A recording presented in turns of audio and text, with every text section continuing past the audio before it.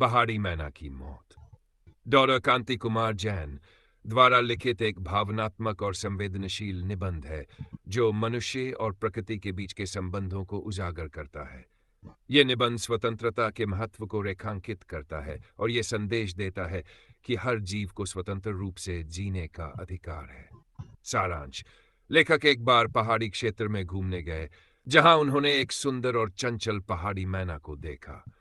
वे उसकी मधुर आवाज और सुंदरता से आकर्षित हो गए और उसे पकड़कर अपने घर ले आए। उन्होंने सोचा कि वे उसकी अच्छी देखभाल करेंगे, उसे दाना पानी देंगे और उसके साथ समय बिताएंगे। शुरुआती उत्साह के बाद लेखक देखते हैं कि मैना का व्यवहार बदलने लगा। पहले वह पिंजरे में फड़फड़ाती रही, बाहर निकलने की कोशिश करती रही, लेकिन जब उसे एहसास हुआ कि वह कैद हो चुकी है, तो उसने धीरे धीरे हर हरकत बंद कर दी। वह चुप हो गई, न गाना गाने में रुचि ली, न खाने पीने में।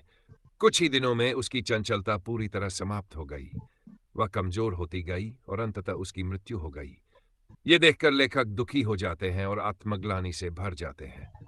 उन्हें एहसास होता है कि उन्होंने अपनी खुशी के लिए एक जीव की स्वतंत्रता छीन ली, जो उसकी मौत का कारण बन गया।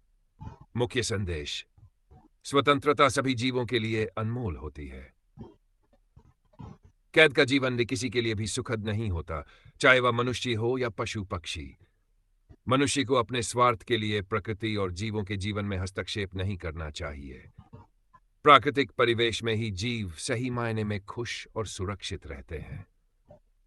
पहाड़ी मैना की मौत पाठ हमें यह सिखाता है कि किसी भी जीव को उसकी स्वाभाविक स्वतंत्रता से वंचित करना अत्याचार है।